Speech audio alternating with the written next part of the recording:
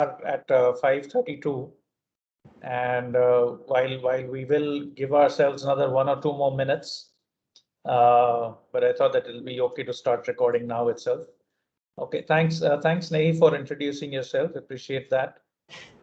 Thank you, Yes. Manish. Yeah. Anybody else wants to introduce themselves?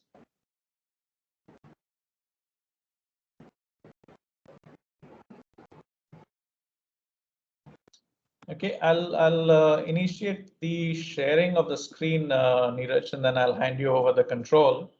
Okay. Just a minute.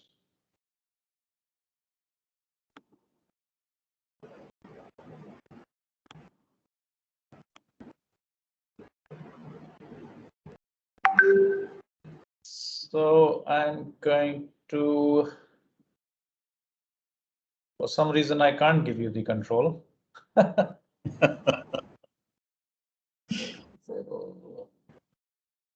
How interesting is that?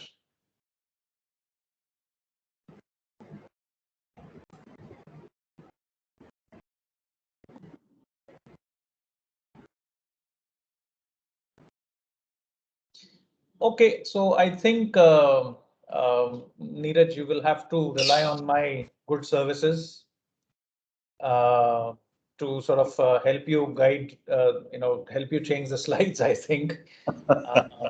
That's all right. Okay. We did try the technology well in advance, but you know what happens, something or the other happens.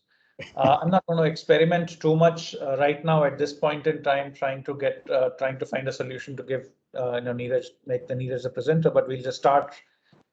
We are already at 5:34. So thank you everybody for joining. Really appreciate the fact that everybody could take the time out. I've actually I started these webinars as part of Learn and Lead a couple of a month or two ago, and the idea is to sort of get speakers who can talk about things that will be relevant um, for training, for management, for leadership, and also for specific hardcore skills. So I actually started the webinars first with Excel tips and tricks, and then ran a few ones on e-commerce and so on. My goal, of course, is to make sure that we have these webinars which are which basically leave us something that we can action on, a little bit of a skill, because we anyway have a very short time, but also sort of make us think. So that's the whole idea of Learn and Lead. I think many of you already know Neeraj. He typically needs no introduction, at least in the training and development world. In that sense, he now has over 3 decades of experience, and he's sort of worked with varied industries, varied companies, the largest being at NIIT. And right now, at this point in time, he is, as he writes in his LinkedIn profile, at the helm of Ruralshores Skills Academy. He is the CEO of Ruralshores Skills Academy. I just thought that I was chatting with him, and he sort of talked about how they measure quality of training at Ruralshores, as well as other things that he's done, and I thought that it would be a very useful session for everybody. So without spending too much more time on the introduction, Neeraj, I will hand over the floor to you. I'm going to turn my camera off, but I am going to moderate the session in that sense. We will let Neeraj run the session, but if during the session, if any of you have a question, just raise your hand, and then we'll sort of pause the session and allow you to ask that question. All right. Thanks. Over to you, Neeraj. Yeah, great. Thank you, Manish, for giving me the opportunity. And, this has really given me time to reflect on my own experiences, to bring out the most essential ones for people. So that is what, I will be sharing to the best of my ability. And heartfelt gratitude to all the people who have joined on this Saturday evening. I know that Saturdays typically are, family time mostly. And so to take out time and attend this session. It's really, really energizing and charging me up. So thank you. And so as we look at this, there are all kinds of roles that all of us play in life. And from each of those, the idea is that if you look back at your life, you will see that training has been an essential portion to bring you where you are. It's something that we can't be without. It's a very needed part of our life, without which, the life won't be operating the way we are operating it. So if you see the screen, there is that DNA strand which is going. That is what life is about in terms of the learning to be part of it. And that is for life, not just till while we are working, but for life. So that is what we need to keep a light on and, keep making it move forward. Yeah. So before we jump into session ahead, is anyone here who has been part of a company which has used a measure to figure out the right trainer, the right company for which they will, the training will be provided by a company that will work for them? Have any of you done that? Hello, sir. This is Yeah. Sonal Dalal here. So this is my very first session with you, sir. Okay. And I have been working with Analyx as a process trainer. So I am working since 2018. As a trainer, I lead the training department. So that is for the operations part. Okay. So basically, training remotely as of now is such a challenging thing. So we are finding out some ways like keeping the people connected, how they can be connected to the trainings, like keep like delivering some, I would say, more of the things which are they interested into, and how they can be connected to the training. So that is a task which wherein we are looking out for different areas and different ways out. So this is as a learning stage only for me again, and Yeah. so I was being asked to join your training regarding that. Okay. All right. All right. So You. typically, yeah. No, I said thank you Okay. for Thank giving you. me this opportunity. Yeah. Yeah. Thank you. Thank you. So most of the selections that are done by companies for this, typically, a typical word that is used is ROI, the return on investment. And but when they actually start measuring the training, they forget the ROI. They get into more of cost and the challenges that come along with it in terms of trainer, the curriculum, and so on. So those are like on the ground. So from a high level, they drop to an on ground kind of a thing, and they lose track here and there. So only very few companies in the world are able to really drive it properly, correctly, so that the people in the organization grow and they bring in a lot of value in terms of the wherever they are working. They create that value there, and that is where that change happens. The value of the training comes. Yeah. So let's move to the next slide. Yeah. Okay. Great. So Manish is fully aligned here. So now, as you see, there are many kinds of trainings, and like Sonal said that she's into process training. So there's process, there is technical side, and there are behavioral. Many times we mix these things, process, behavioral, which we normally known as soft skills. They all get mixed up and run. And the essential element which you all must have heard, that there is knowledge and there is skills and there is attitude. So as you are aware that knowledge today in today's world, there is no dearth of knowledge. You can find knowledge. Just put it on Google and you will find there's a huge set of knowledge that you all can access. Of course, we need to know which one we are looking for, and how do we understand it. The understanding can be a different challenge. So, but the knowledge is a very common part, essential, available part. The skills essentially is a thing that you do only by acting on it. Practically, when you work on it, you get to learn the skills. And of course, when you come into companies, you are anyway working, so that you gain the real learning of the skills as you apply yourself in the job. So most of the people in the field today, they say, without working, companies ask for experience, but how do we get experience, because we haven't worked? The only approach is that we get trained in a manner where we can show it as an experience. So a lot of companies have started building the practical approach in the training itself. So like projects, like games, and situations, simulations, many such things have come in many organizations. So that kind of makes sure that the people are getting those practical training while they're getting trained.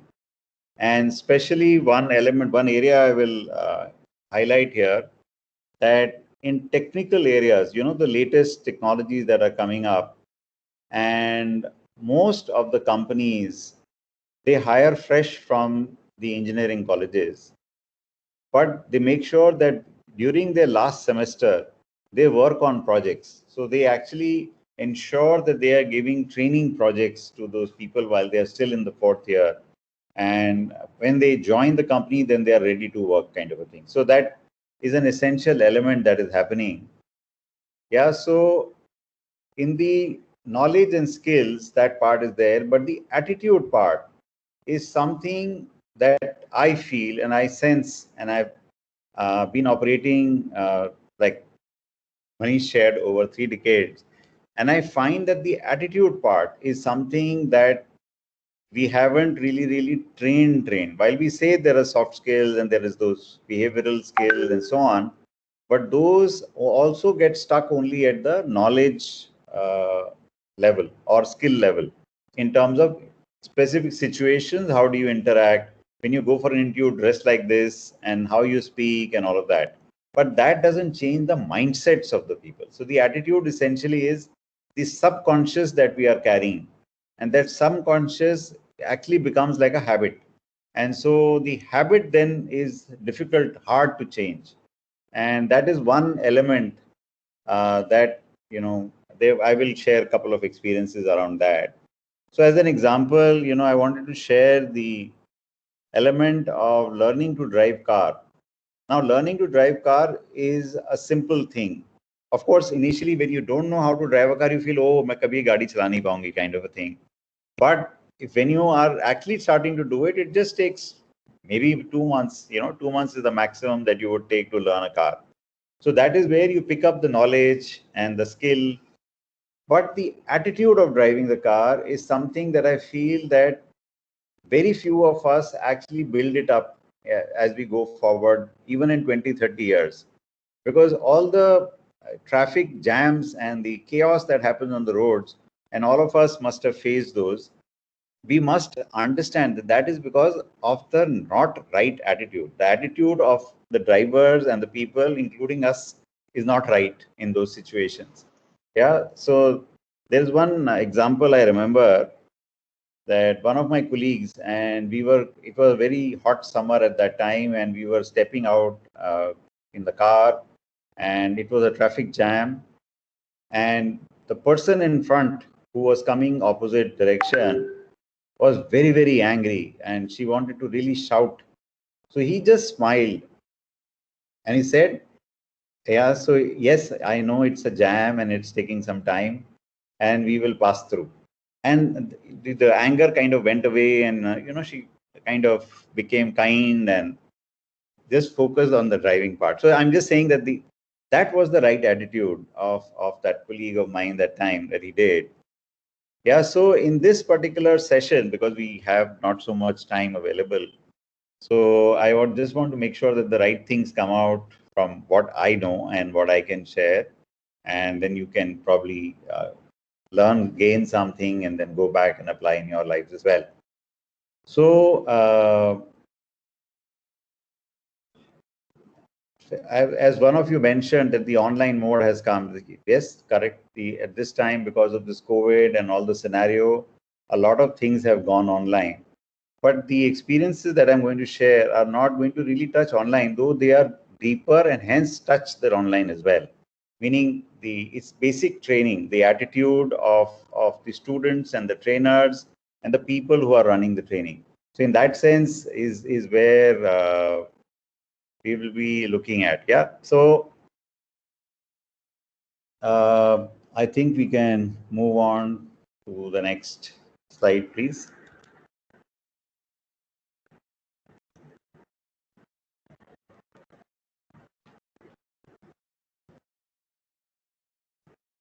Okay.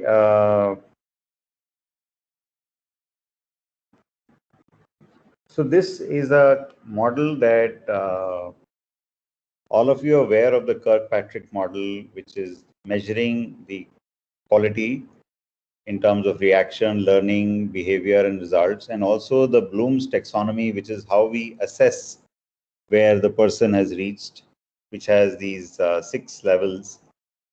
And in that sense, we can click on one. Yeah. So the most of the organizations are stuck in these first 2 quadrants, which is looking at the students' reaction, understanding, and also the the behavioral change that has come, but at only the reaction and learning level. And so that is where most of the people are measuring and watching the trainings happening. Yeah, whereas when we move on to the technical things, yeah, so the technical and the process trainings use a little bit more because they do put in analytics, they do put in games, they put methods by which the students have to think and apply and so on. So they apply, analyze, and their own little bit of a behavior starts making a change with the process and technical training that are happening. And essentially, the idea is that while all of this is a good measure, and we should really move to the later half, which is to evaluate, to create, and on the Kirkpatrick side, the behavior and the results, which are a little harder to get to. So we can move on to the third one here. Yeah, so essentially, as Manish mentioned that, 20 years of my life were with NIIT, and that is where I felt that the growth that had come about was because of the leadership there. So all the others who probably have interacted and are maybe even now are working in NIIT would be really, really aligning with what I'm saying, that this leadership is very, very important, because when you don't see a lead by example, any training you do is not going to be valuable in the sense of the behavior and the results. So that is where the typical challenges that are written here is the clear observation that I have, that the behavior results become visible much later. And even if we build a mechanism of tracking them, which we tried, so in the Ruralshores bit, we had tried one that we will train, then we will keep watching them month on month. And we did that for a few months, and then, we lost the steam.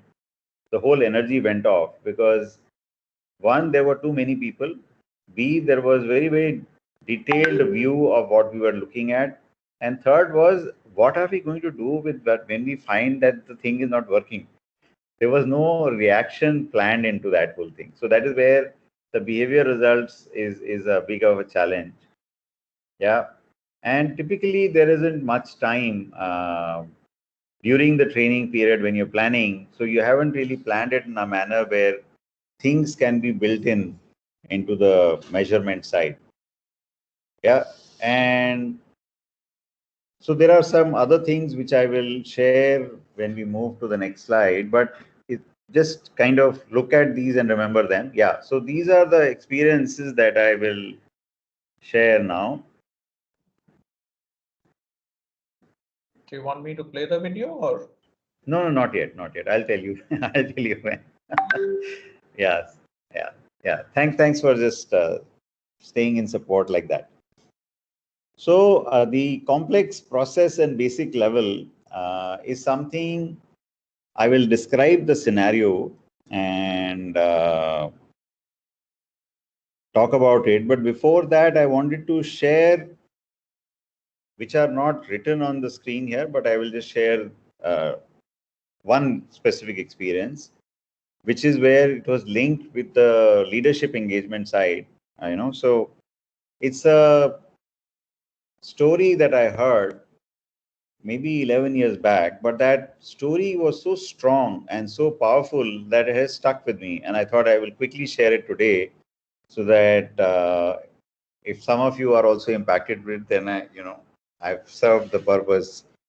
So it was basically a residence, say a person, a human being who was living close to Delhi on a farm. He has a farm and he has dogs. And when he was going out of the house, taking the dogs out of the farms as well, and he found that there were nomads. You see these nomads on the crossings of roads who are selling medicines in a tent. So one of them had a dog, and the dog appeared, though he was very thin, he appeared powerful because whenever the leader of that nomad group was telling the dog, go get that rabbit, he would run and catch the rabbit and bring it to that person. So this fellow, this man that I'm talking of, the farm person, he said, I should also teach my dogs how to catch these rabbits because there were many rabbits in the farm itself. So he tried to teach the dogs to catch those rabbits. And the dogs would run after the rabbit, but the rabbit would quickly get into either a bush or a hole or something like that. So he found that it's not possible. So the guy who was telling us the story, he was also like a dog trainer earlier. So he shared that this person was his friend, and this person came to him and said, please teach my dogs how to catch the rabbit because whatever I'm doing, they are not able to catch the rabbits. So he came, he trained them. So they started running a little faster, but they would still miss the rabbit. So ultimately, this person who was then the trainer went out to see what was happening with the nomad dog. So he saw that while they were catching the rabbit, they would come, and when they came with the rabbit, the owner of that dog would feed that person, feed that dog. And so he came in and he told that those dogs are running to get their food. Yeah. Whereas your dogs are only running to please you. They're only doing because they want to make sure you become happy. So, and dog is not their main criteria. Yeah. So I hope you understood that this was such a shocking understanding, realization that a person does his best when it really matches what is he really wanting. Yeah. So from that perspective, I felt that I should quickly share that with you. And now we can move on to the other parts here. So the first one, which is the complex process and basic level part, is an organization had come, which is like a courier company nation. It's like country, not countrywide. It is like a international one, which is operating across the world. Yeah. So they came and they wanted that when people book the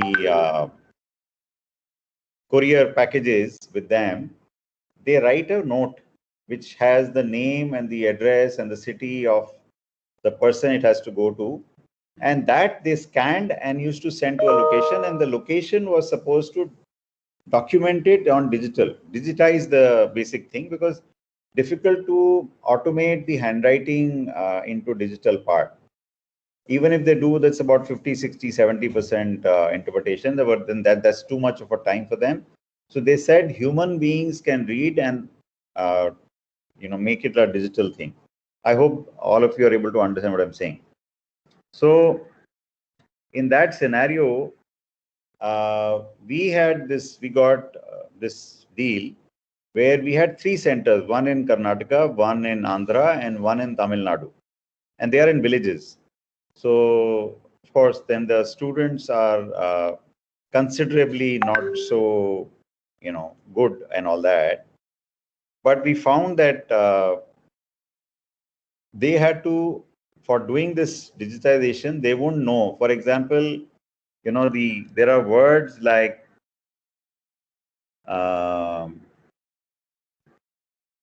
in countries, there are many places. There are cities like Attica, Titograd, Gothenburg, and people names like Bodin, Maja, Hugo. So they will confuse, and they needed to learn it for different languages, because this is going to be for Italy, for Greece, for Yugoslavia, for Germany, for France, and so on. So many countries like that in Europe and Southeast Asia, where they were these the Singaporean and Chinese names as well, which are quite complicated. So we had this task of ensuring that these people can document these things in like 15 minutes. So they read the scan and then they document it in 15 minutes, because it has to go back to that site from where it has come, and they should be able to get it out and transport it. How couriers are now very tight on the timelines. So in that situation, जो basic training होता है, that if you have to run it in a standard mode, would we train them on the name of the cities and the difficult names and so on? But we realized that will take too much time and they may not even remember those things. So what we did was, we created teams of people who were then living in those countries. Yeah, so let me explain this a little bit more. That let's say in Andhra, the center, we had 60 people who were assigned this project. So we made teams of 10 of them each, and we kind of assigned them 6 locations, 6 different countries. And same way with Karnataka, we gave another 6-7 countries, and Tamil Nadu, we gave another 6-7 countries, and they would call each other and they would behave as if they are in that country and in that certain city. And then they would talk to each other. So those conversations were figured out and made like that. Yeah. And first 2 months we had a little bit of a challenge, but then it was going really fast and they were enjoying. All the people were enjoying this aspect, and in the joy they were learning much faster than otherwise. जैसे बोलते हैं ना रट्टा मार के, वो रट्टा मार was not important. It was just they are in that country. So, all the search on the net and everything, they were doing all those things and ensuring that they had become really efficient. And as of now, that project is still on. And now each of them actually is handling 16 countries. So, they've kind of expanded that and really created that value. So that's one clear story I thought I would tell you. So the second one is where a customer said that they wanted the typing speed of all to reach the 50 words per minute rate and 98% accuracy on the typing part. Now, in our training, typically when we train the rural people, they sometimes have 10 words per minute, 16 words per minute, but their growth rate is not the same. And this, I'm sure, when you run and training with heterogeneous crowd, you will find that this definitely is a common challenge. So in the time given, so what we said is that we need to make sure that we do not compare each other. So we did it for a month, and we found that in that month, there were some reaching 50 words per minute, but most were getting stuck at 30 words per minute. And there were some who were not even going beyond 25 words per minute. So we said, let's change the strategy here. And we kind of brought in a method by which we were tracking individuals, but we were telling them their own score, not the other score. So, we found one method of tracking, which is this number of words and the accuracy that they were getting every day. And we said, you set your own target for this week. we definitely want you to reach that 50 words per minute. Or if you exceed that, very good. If you don't, just keep trying. We will not put a time onto that, but you set your own targets for the week and go ahead with that. So that is something that Accenture calls a glide path. And so glide path is a name that we now started using just because Accenture says and uses it. So in that scenario, we said that, for any such heterogeneous crowd, we should never compare each other, because each person is growing at their own rate. Second part is that we tell them how their growth is happening, and they will set their own targets to reach a particular point. Yeah, and we also, of course, encourage them to make sure that their target is not less, because small target means you will not grow, you will only fall back. So slowly it starts increasing, and we found that almost 95% of them exceeded 50 words per minute in 2 months' time, which was not possible earlier in the earlier mechanism. So that I thought I will just share that as a clear example of how the measurement can be used in a method which is different from the normal methods. Yeah. So the third one is where Manish, you can play the video now.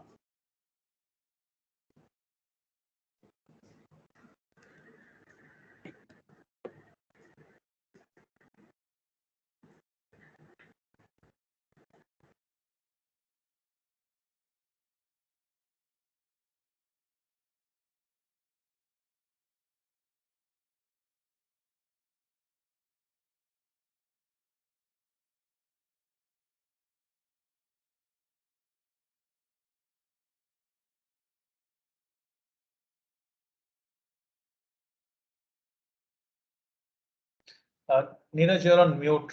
If you can unmute yourself. The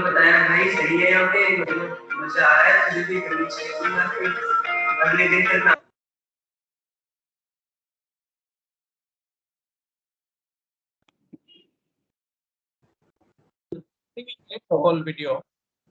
When I joined this course, my friends मुझसे बहुत कहा यार फालतू में हो रहा है यार जा मुझे यहाँ स्टडी करने में पकेगा ये फिर भी मैं यहाँ पे नहीं आया मैंने क्लास अटेंड नहीं की मुझे इंटरेस्ट ही नहीं था फिर मेरे दोस्तों ने बताया भाई सही है यहाँ पे Yeah, go ahead. Oops, sorry. What happened?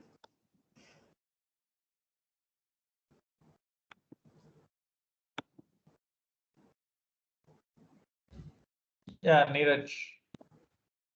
Yeah, so I was on mute, is it? I spoke for 30 minutes. Nobody heard me? No. You only on when the video started as you were in. I see. Okay, so there was one portion of the video which is probably just after here.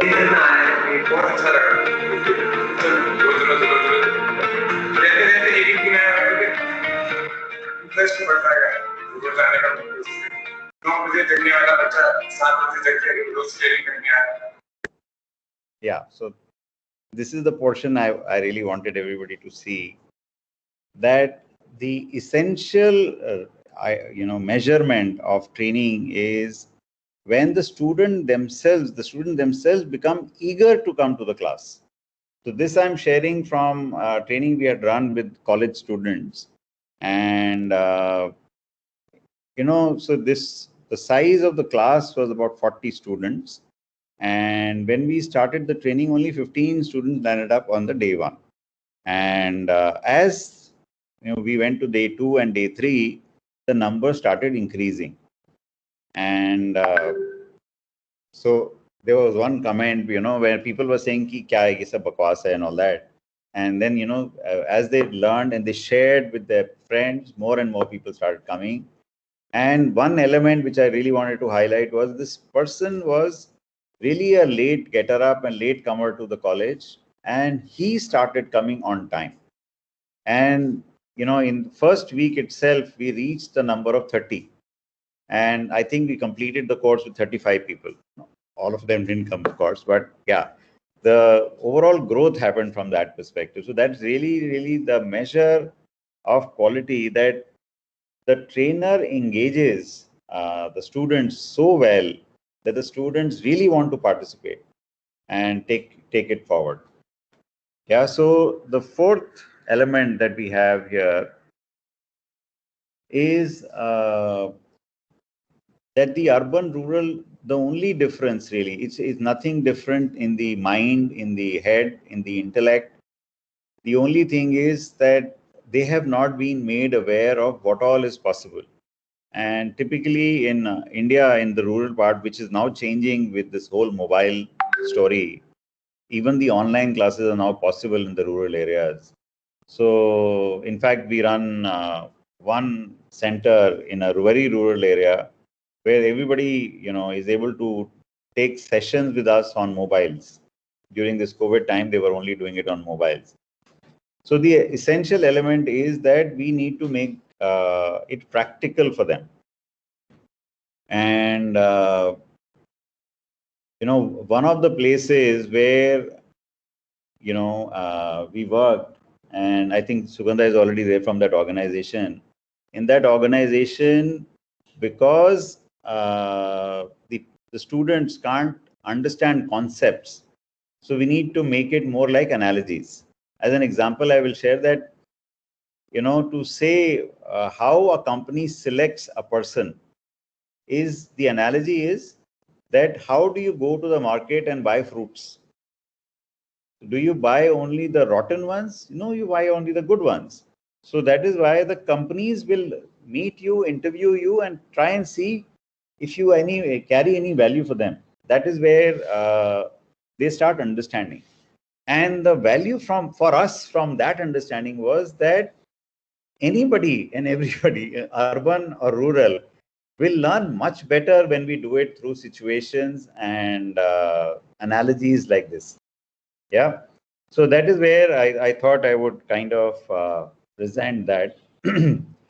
So we can move ahead.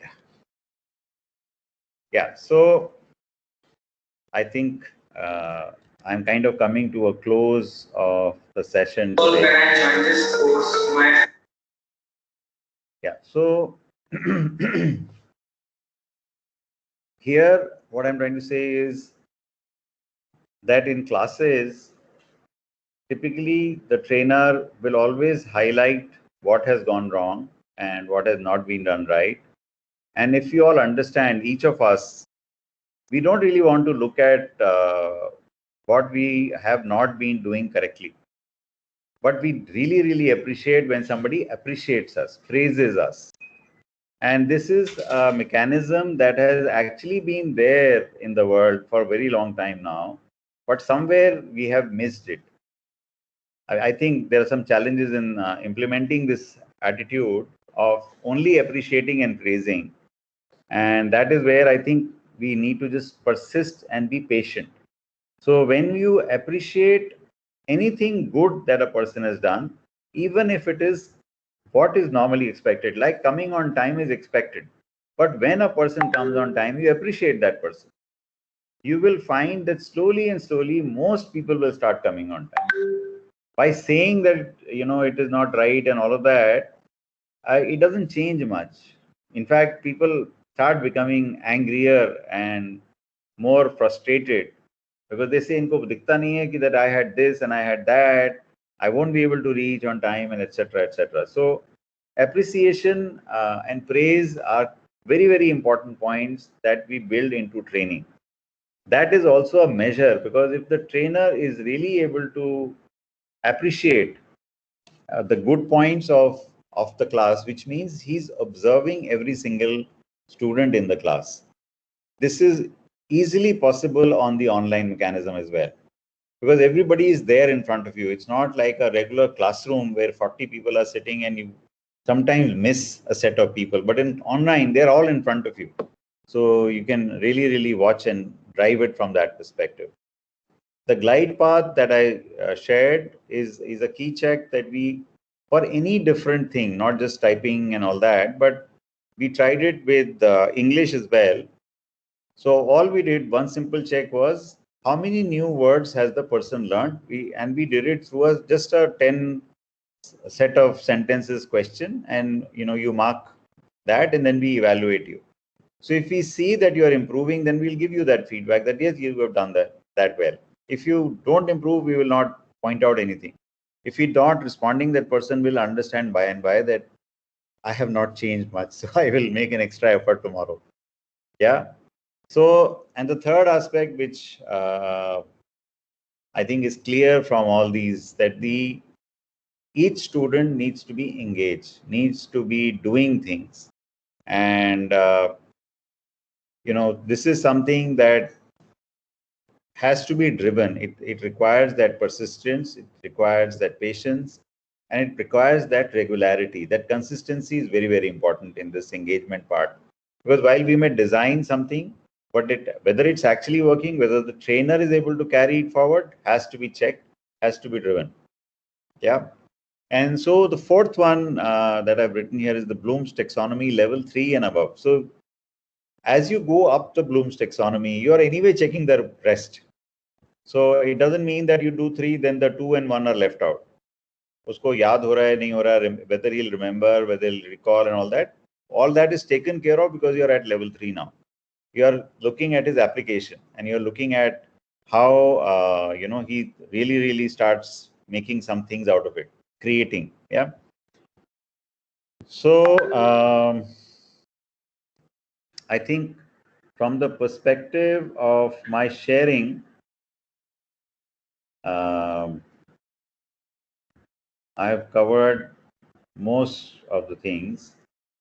So now time to take questions. If you have questions, then we can take those now. Sugandha is raising hand. Go ahead, Sugandha. No, I was raising hand on the first point that we actually do not follow the first point. No, that is the main, I think this is the key point actually. Yeah, first तो point is. वो अब late हो गया. नहीं कोई बात नहीं, अभी हो गया, क्लियर हो गया. Yes, now it's clear. Thank you. Okay, all right. Okay. Mafrit. Anybody else wants to ask a question? Mafrit Hi, has raised. yeah, this is Mafrit from, I work with Genpact, and we do a lot of online modules actually for clients. So I was actually keen to know more on the ROI aspect of it. So do you have any sessions in the future you'll be conducting, Neeraj, on this? Yeah, so an element of ROI I have already covered in a bit, where I brought in this aspect of the change in terms of value, which I shared from one example I shared of work done in one of our centers, 3 of our centers actually, where they are now able to do many more. So in terms of return on that training part, the investment part, that team has now grown. It has not just stuck with those 80 people who started. It's grown to now 200 people. So that's really one element of the ROI. We can plan a special session on ROI later. Yes. Thank you. Sure, because with clients it's normally dollars. It's not really. Yeah. Yeah. So Yeah. Okay. Sure. Okay, thanks. Thank you for that question. Anybody else?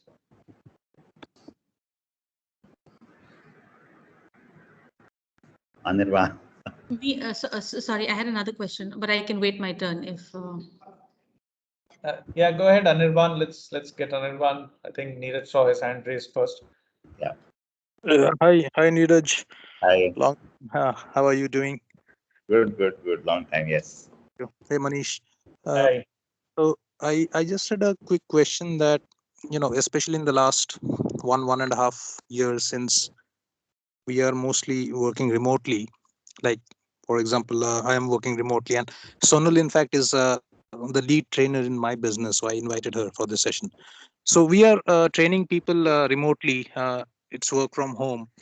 I just wanted your opinion that, is there, in terms of training delivery and to improve the effectiveness of the or training efficacy, uh, do you think we have to, or we've had to emphasize on a particular way of delivery or change the way in the last 1.5 years more than we had when we were actually in classroom training? So what I'm trying to ask is something like, will storytelling be more important now? Is it more effective, or is it not?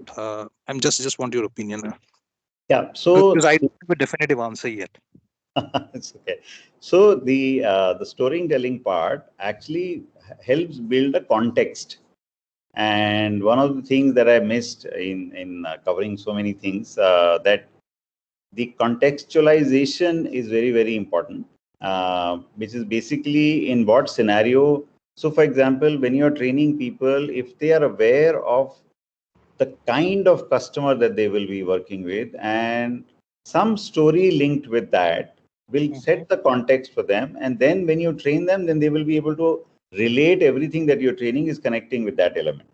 So that way, I mean, that's a clear opinion that I have, and we apply as well. So yeah. Okay. All right, that's interesting. Thanks. Yeah. Thank you. Okay. Yeah, go ahead, GK. You were asking a question. There was another lady who was asking a question. Mafriti, I think, was asking. Yeah, I can say that. Sorry, yeah, I just had one more question regarding the Bloom's taxonomy level 3 that you suggested, Neeraj.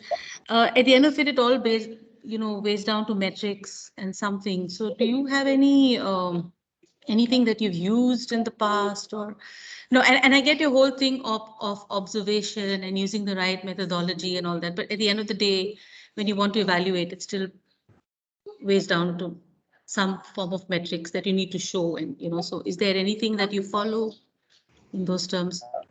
Yeah, so it's not that we have done it very explicitly, but we have tried it out here and there. But I can just share that when you look at application from the person, it can generate the metrics. For example, when you say that the person has to do a kind of work and you give it like a sample thing for that person to do, that itself will give you the level he has reached in being able to do that kind of a thing.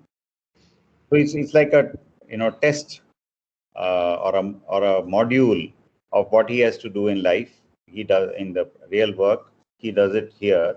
That part can become some kind of a method by which you can draw the metrics. But typically, in a behavioral sense, I don't know how you set metrics, but the metrics definitely are possible to be impacted if the behavior of the trainer and the environment is very, very clear and you really appreciate, and then you will see the changes that the person is bringing to the work, which is the metrics, with just this behavior element change. Yeah. So of course we can detail it out some other time. Sure. Thank you. Yeah. This ROI is the Rosetta Stone of training, and everybody keeps searching for it. We haven't found it yet. Yeah. Okay, GK, you were going to ask a question. You've raised your hand. Yeah, for a while. no, just it was actually a follow up on the same Bloom's taxonomy level. I just wanted to understand if you have been able to actually use it to get hold of the effectiveness of training, because one of the biggest problems that I face is generally when I try to evaluate what's going on in class, it's very difficult to go beyond the very basic things like, okay, you've understood the basic concepts, you've understood this, but when I go to level 3 and level 4, like, am I able to analyze and so on? That's much more difficult. Yeah, so one element to think there is that the training itself needs to undergo a change for the person, the student, to be actually doing something in the class. So for example, there could be activities, there could be solutions to certain problems. And when you do that, then you know whether they're able to apply or not. There are certain games as well, which one can play. especially for the online mechanism, there are many methods of having games, which if you really look at linking a game with the theory that you're trying to teach, you will find it requires some little bit of creativity, and you can link the games to drive in the online as well. Yeah, so as an example, I'll share that, let's say we have to build a ladder, and we gave everyone a task that they need to use the paper in a manner where, you know, people can take a picture of that and pass it on to the next one and so on. And then the set of people are putting together the ladder of pictures, not the paper, but the picture. And that itself is giving them that engagement. And in that process, you can have a context under which they are building a ladder. What are they looking at growth? It could be a growth thing, it could be a change thing, or something like that. Mm-hmm. Yeah. That's quite interesting. Yeah. Okay. All right. Thanks. Thanks, GK. Okay. Anybody else wants to ask a question? I think on ROI, I've sort of also been there, done that, trying to find the solution. And I guess it really depends on, you know, are you trying to find the ROI for that one training program, or are you trying to find the ROI for an overall initiative which may run over a period of time? Because you know, the impact of performance, or you know, the impact on performance has so many parameters, and it's not just training. Training is only one of the parameters that impacts performance, but there are many other parameters that impact performance, including the company culture, for that matter. So you know, I kind of gave up when people were trying to sort of say that, okay, I want to run this 5-day training program. Tell me what the ROI is. Why should I spend, you know, X dollars on it? And I'm like, don't. I mean, you can't. You can't really measure an impact of a 5-day training, because the performance on it, you know, has so many other parameters that impact the performance. But that's just me at this point in time. No, so I don't will have the corporate pressures that you might have, Marfrit, and I can totally understand where you're coming from. So totally understand where you're coming from. Yeah, so I'll just share. Anirban was trying to say something, Neeraj. Acha. Yeah, sorry, Neeraj. So Manish, just to continue from your point, obviously a 5-day training is great, but then to really understand the results, or to even track that, you will need follow-up sessions, and then monitoring over a period of time. So it cannot be, the ROI cannot be done for a 5-day training program, in my opinion. A minimum of 6 months have to be given before an ROI, meaningful ROI, can be even arrived at. And I totally agree with you. I'm just sharing some of the questions that were thrown at me when I was handling a business. Yeah, and, I remember. I mean, how do you justify a 5-day training program ROI? I mean, you don't. I mean, it's your leadership. As a leader, yeah, go ahead, Neeraj, sorry. Yeah. No, so what I wanted to do was share an experience towards this ROI part, just so that we build that context for going forward. That the time that we really grew the whole team at NIIT long back, that time the US company was really looking at the ROI, but their ROI was not based on the 5-day or one training or one program or something like that. They were looking at the ROI for the year, which meant that whatever we were developing in the system, so from the time the marketing decided that this has to be done, and they gave us the order to make it, and then we developed it, delivered it, and when they took it back to marketing, is where they will actually see the physical view of the ROI, the return on the investment that they have made in the year. So that long cycle is what they were looking at reducing. And we went through all of those discussions and challenges and so on. And we brought it to a point where they could really bring it down to the quarter, where they could really see the change happening every quarter. Yeah. So in that sense, from the example that you were giving, it actually is applicable only when you look at it in a long-term mode. Long-term meaning it could be a month, it could be a quarter, but it can't be like a week. Yeah. So some of those points are there and experiences are there. Yeah. Right. All right. So if there are no further questions, we are also, towards the end. It's 6:28, so we are. We've sort of Let's managed go on to the complete next slide. our- Yeah. Sorry, Neeraj. Yeah, there's one more slide. Yeah. So I have a thing which I'm sorry I missed out in the beginning, but good that you have all stuck on till now. I wanted to say that there is a quiz. It's like a set of questions which, if you can respond, and we will, I will personally look at each of those responses and pick out one winner from them, and then that winner gets my time for free for next 3 months for consulting. That's what we wanted to just highlight here and say that. Yeah. That's really great, Neeraj. There is a little bit of a technical challenge that I have at this point in time. I can't, for some reason, the chat window is not opening on my laptop for some reason. But I will send this link out to everybody. And so everybody can, if you guys want some of picking Neeraj's brains, then do fill that up. I think it's a very generous offer to get consulting from Neeraj for free for next 3 months. So very generous offer. Thank you so much, Neeraj.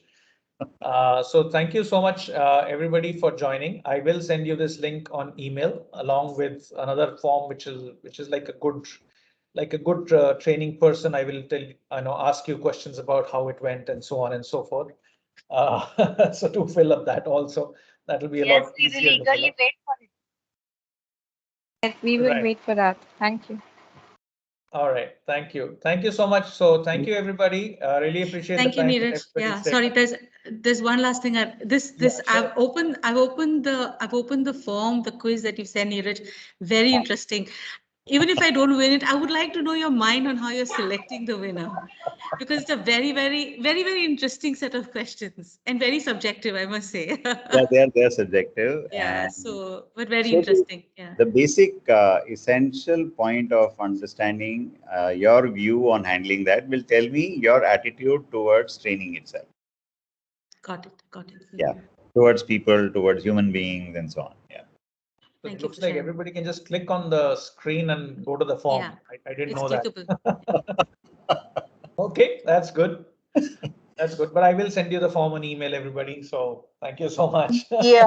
Yes, please, because it's not clickable for me, so I will highly appreciate. I am Shalini. All right, great, Shiny. Yeah. Thank you so much. And also, it's not even accountable for me. Like, I'm not able to click on it. Right. No, I will send you an email. So just everybody look out for an email from manish.mohan@learnandlead.in. So just make sure that your LearnAndLead.in emails are coming over.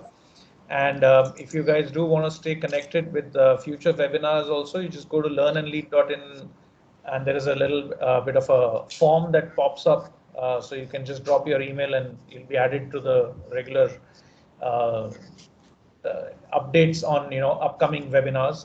I'm trying to do one every week. And the good part is that I do have next couple of weeks planned out, so which is a good thing. So just stay connected, and you'll keep getting updates on it. And whatever is of interest, feel free to join. Sure. We'll surely do it. Okay, thank you, Thank you so everybody. much. Neeraj. Thank you. Thank you. I have to be the last one Thank you in all. the webinar, so Thank you you, guys can drop off. Thank you. Yeah. Thank you. Thank you. Thank you. Bye-bye. Bye. Thank you so much, Neeraj and Manish. Thank Thank you. you. Thank you, everyone.